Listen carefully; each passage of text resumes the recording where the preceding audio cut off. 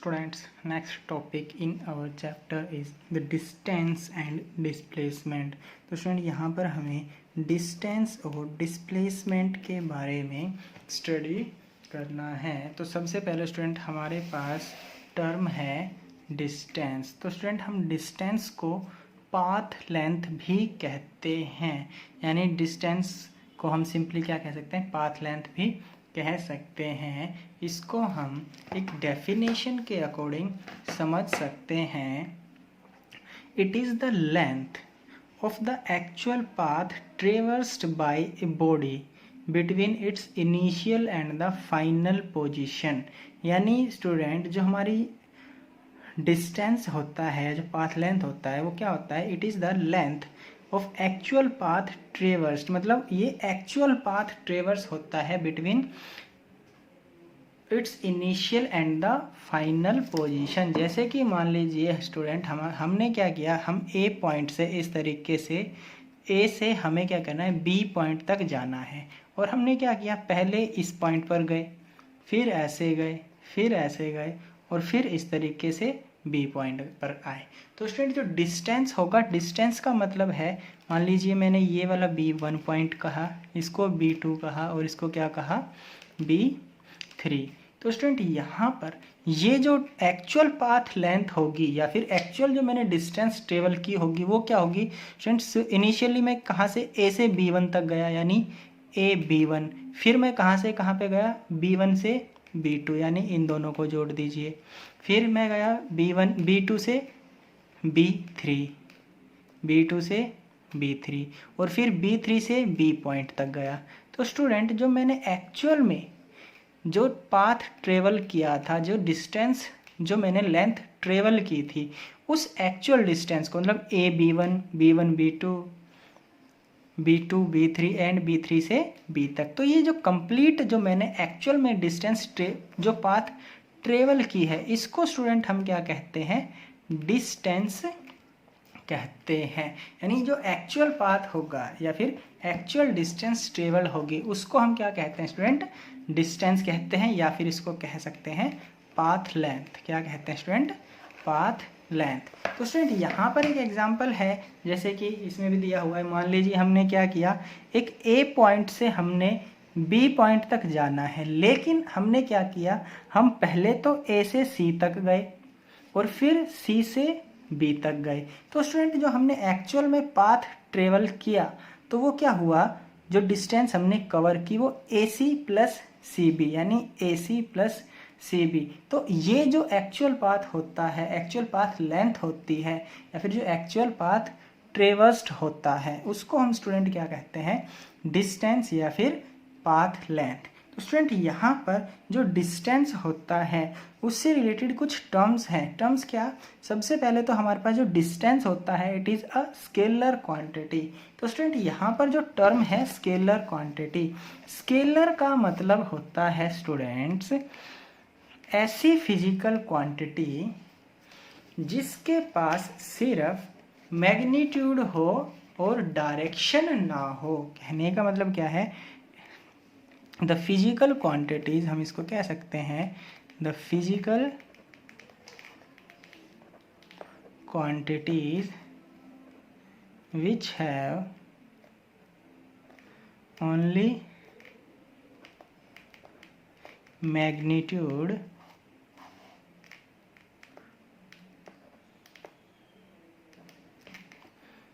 but not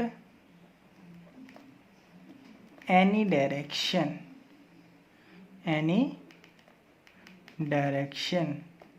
are called scalar quantity, are called scalar quantity।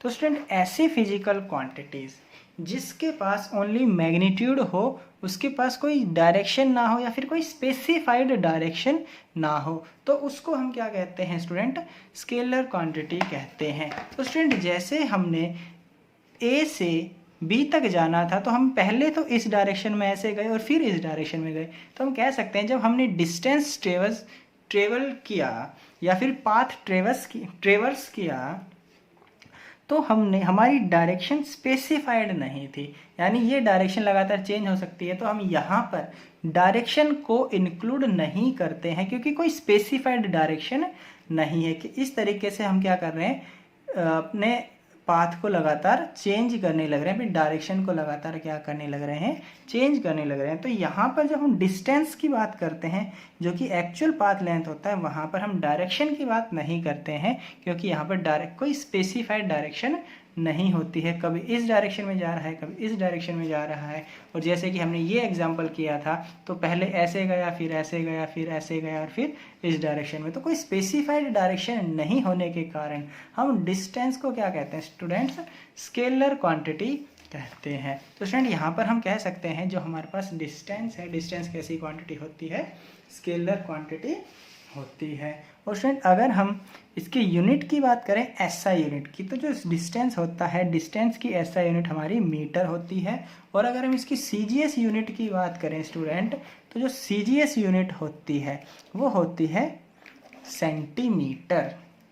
Okay, और यहाँ पर student एक और हमारे पास क्या है, इम्पोर्टेंट पॉइंट है, क्या, it never be negative, it can be only positive और जीरो। अगर स्टूडेंट हम डिस्टेंस को देखते हैं तो डिस्टेंस का मतलब होता है एक्चुअल पाथ ट्रेवर्स, और इसमें ये स्केलर क्वांटिटी है, इसका मतलब है कि इसमें कोई डायरेक्शन हमें यूज़ नहीं करनी है। तो हम कह सकते हैं कि यहाँ पर जब ऑब्जेक्ट को चाहे हम लेफ्ट डायरेक्शन में मूव कराएं चाहे राइट डायरेक्शन में मूव कराएं, तो ऑलवेज हमें कैसा लेना पड़ेगा स्टूडेंट, वो पॉजिटिव ही लेना पड़ेगा। अगर यहाँ पर डिस्टेंस की डायरेक्शन होती तो लेफ्ट और राइट दोनों के लिए एक को हम पॉजिटिव लेते और दूसरे को हम क्या लेते, नेगेटिव लेते। लेकिन ये जो डिस्टेंस होता है हमारा कैसा होता है, स्केलर क्वांटिटी है, इसलिए चाहे हम इस डायरेक्शन में मूव करें, चाहे इस डायरेक्शन में मूव करें, चाहे ऊपर डायरेक्शन में मूव करें, चाहे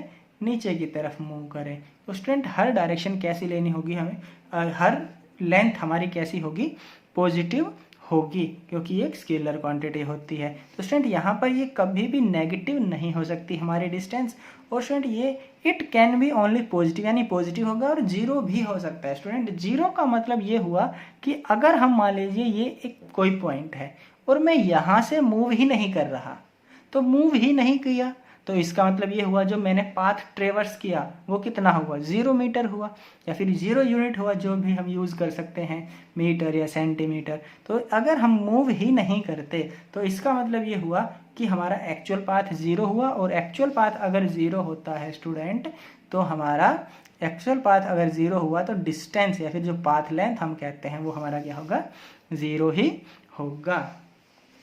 तो स्टूडेंट इसी तरीके से अगर हम डिस्प्लेसमेंट को डिफाइन करें तो डिस्प्लेसमेंट जो होता है वो क्या है हमारा, it is the shortest path measured in the direction from initial point two the final point.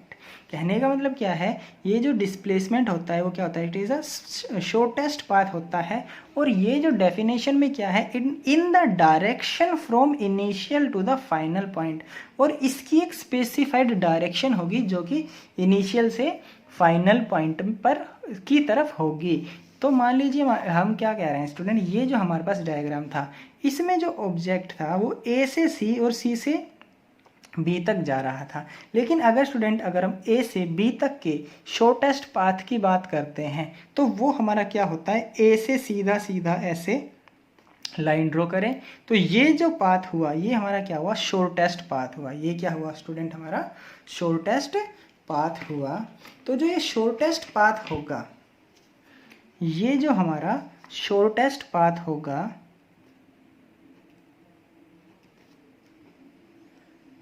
इसको हम क्या कह सकते हैं स्टूडेंट, डिस्प्लेसमेंट कह सकते हैं। ये हमारा क्या होगा, डिस्प्लेसमेंट होगा, क्योंकि स्टूडेंट ये हमारा क्या है, शॉर्टेस्ट पाथ है। और अगर हम इसको ऑब्जर्व करते हैं तो यहाँ पर जब ए से बी तक जाएंगे तो इस ही डायरेक्शन में हमें जाना होगा, यानी यहाँ पर डिस्प्लेसमेंट को जब हम मेज़र करेंगे तो उसकी डायरेक्शन ए से बी तक एक स्पेसिफाइड डायरेक्शन होगी। और अगर हम इसकी स्पेसिफाइड डायरेक्शन कहते हैं तो हम कह सकते हैं जो हमारा डिस्प्लेसमेंट होगा वो कैसा क्वांटिटी होनी चाहिए स्टूडेंट, वेक्टर क्वांटिटी होनी चाहिए। तो स्टूडेंट यहाँ पर हम कह सकते हैं जैसे कि हमने डेफिनेशन में किया था, it is the shortest path measured in the direction from initial point two final point, यानी ये शॉर्टेस्ट पाथ हुआ। शॉर्टेस्ट का मतलब एक स्ट्रेट लाइन ही ये जो है हमारे पास ए से बी तक क्या हुआ स्टूडेंट, शॉर्टेस्ट पाथ हुआ। शॉर्टेस्ट पाथ ऑलवेज क्या होगा स्टूडेंट, एक स्ट्रेट लाइन होगी, एक स्ट्रेट पाथ होगा। अगर हम इस तरीके से किसी और डायरेक्शन से जाएंगे, या ऐसे घूम कर जा रहे हैं या फिर ऐसे किसी भी डायरेक्शन से ऐसे घूम के जाएंगे, तो वो कभी भी शॉर्टेस्ट पाथ हो ही नहीं सकता।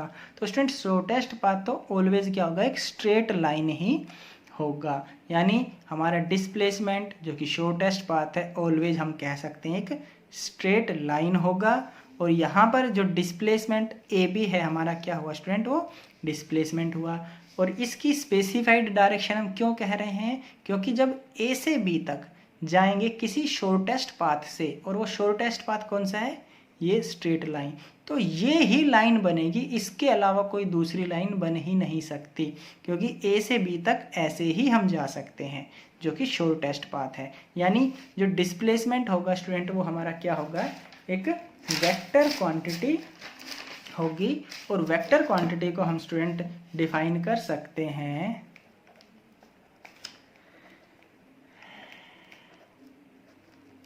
वेक्टर क्वांटिटी क्या होती है, द फिजिकल क्वांटिटीज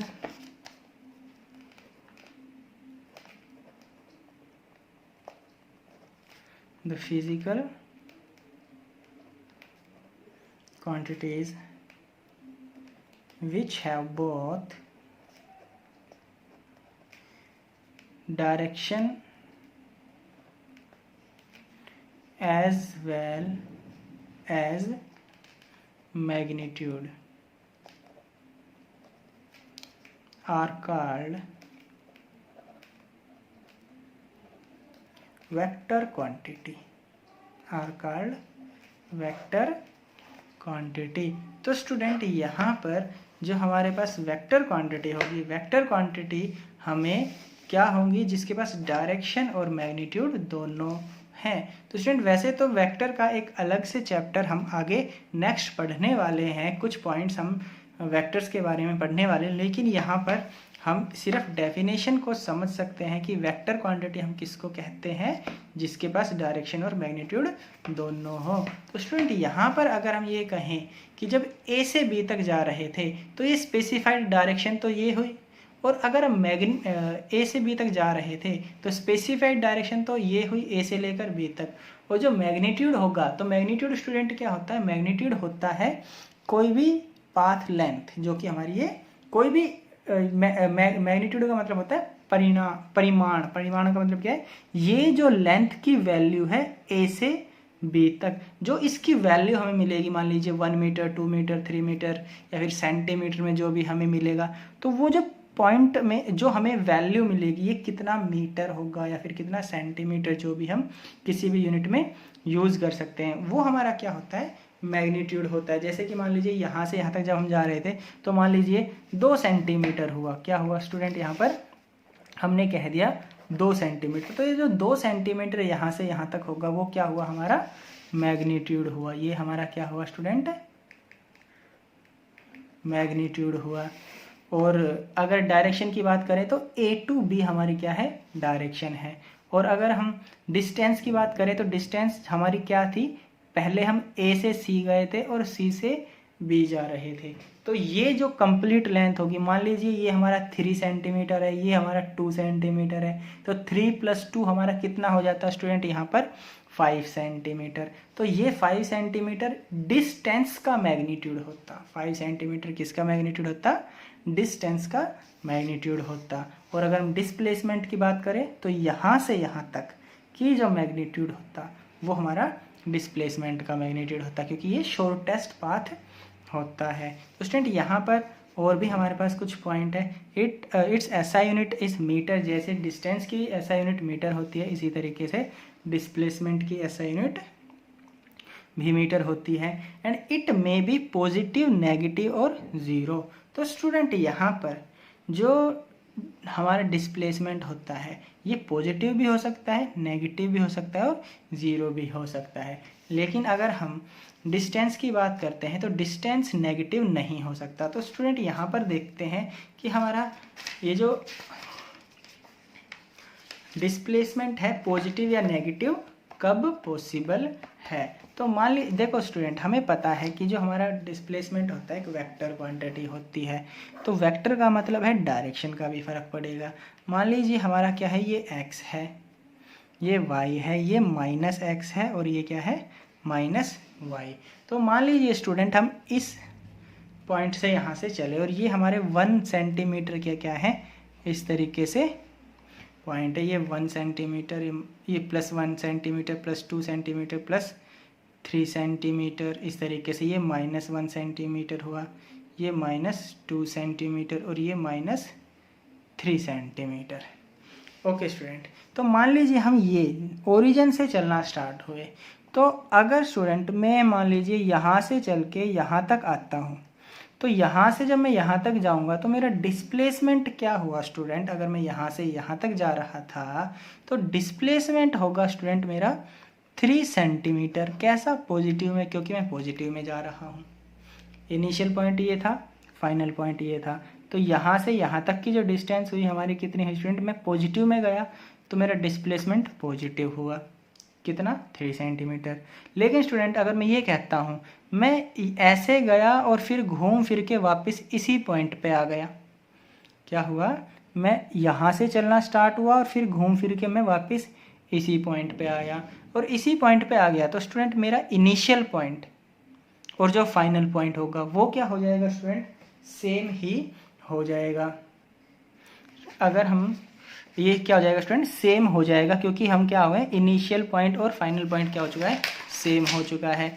और अगर हम ये कहें कि इनिशियल पॉइंट और फाइनल पॉइंट सेम हुआ तो इसी पोजीशन में से इसी को माइनस करेंगे तो कितना डिस्प्लेसमेंट हुआ स्टूडेंट, 0 सेंटीमीटर, यानी कुछ डिस्प्लेसमेंट ही नहीं हुआ, क्योंकि मेरा इनिशियल पॉइंट भी यही है और फाइनल पॉइंट भी यही है। तो जो डिस्प्लेसमेंट होगा वो क्या होगा स्टूडेंट, 0 होगा, क्योंकि वहाँ से मेरा डिस्प्लेसमेंट यानी मैं किसी भी डायरेक्शन में एक्चुअल में गया ही नहीं, वहीं पर ही रहा, यानी मेरी पोजीशन चेंज ही नहीं हुई, क्योंकि आखिर में कहाँ पे आ गया, वहीं पर ही आ गया।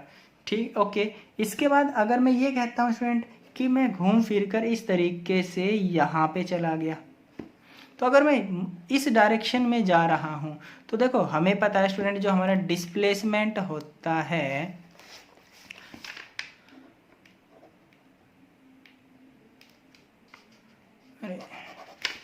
जो हमारा डिस्प्लेसमेंट होता है वो स्टूडेंट वेक्टर क्वांटिटी होती है। इसका मतलब अगर मैं इस डायरेक्शन को पॉजिटिव कह रहा हूँ तो मुझे इस डायरेक्शन को नेगेटिव कहना पड़ेगा। तो अगर मैं इस डायरेक्शन में ऐसे यहाँ पे जा रहा हूँ तो जो डिस्प्लेसमेंट हुआ होगा वो स्टूडेंट कैसा हुआ होगा, वो नेगेटिव में हुआ होगा, और कितना 3 सेंटीमीटर, क्योंकि मैं यहाँ पे 3 सेंटीमीटर पीछे की तरफ आया हूँ। तो स्टूडेंट यहाँ पर जो डिस्प्लेसमेंट है वो नेगेटिव, पॉजिटिव और 0 तीनों पॉसिबल हैं, यानी जो डिस्प्लेसमेंट है वो हमारा क्या है, पॉजिटिव, नेगेटिव और 0 तीनों ही क्या होते हैं स्टूडेंट, पॉसिबल होते हैं। और स्टूडेंट यहाँ पर एक और इम्पोर्टेंट पॉइंट है, वो क्या, distance travelled by an object is greater than और equal to the magnitude of the displacement.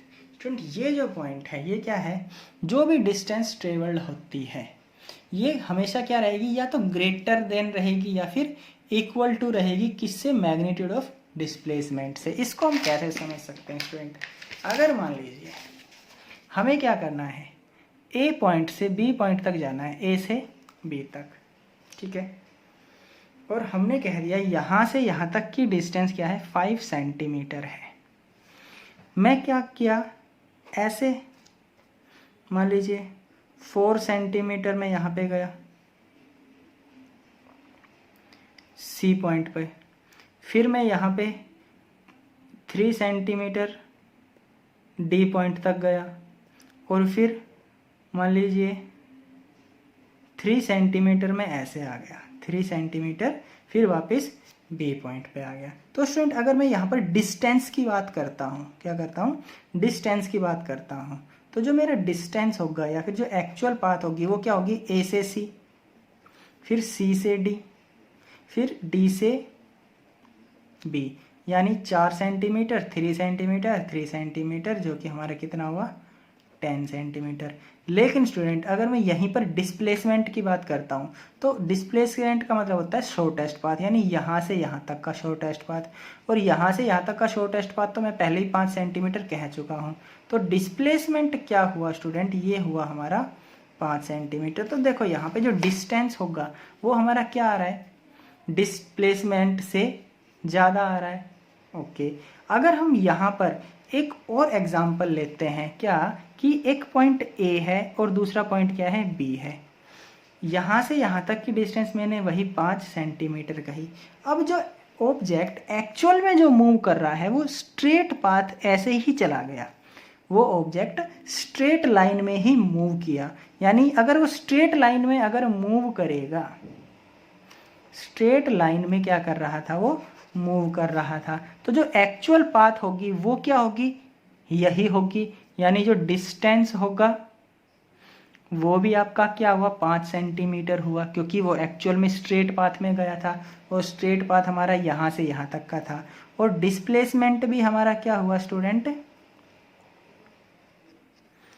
5 centimetre हुआ। तो स्टूडेंट इस केस में अगर कोई ऑब्जेक्ट स्ट्रेट लाइन में एक्चुअली ही मूव कर रहा है तो उस केस में हमारा डिस्टेंस डिस्प्लेसमेंट के इक्वल हो जाता है। लेकिन अगर वो ऑब्जेक्ट स्ट्रेट लाइन में मूव करने की बजाय किसी और रास्ते से चला जाता है और रास्ते से मूव करता है, उस केस में डिस्टेंस का मैग्नीट्यूड डिस्प्लेसमेंट के मैग्नीट्यूड से ऑलवेज ज़्यादा रहेगा। और अगर स्ट्रेट लाइन हो जाता है तो वो डिस्टेंस और डिस्प्लेसमेंट क्या हो जाएंगे स्टूडेंट, इक्वल हो जाते हैं।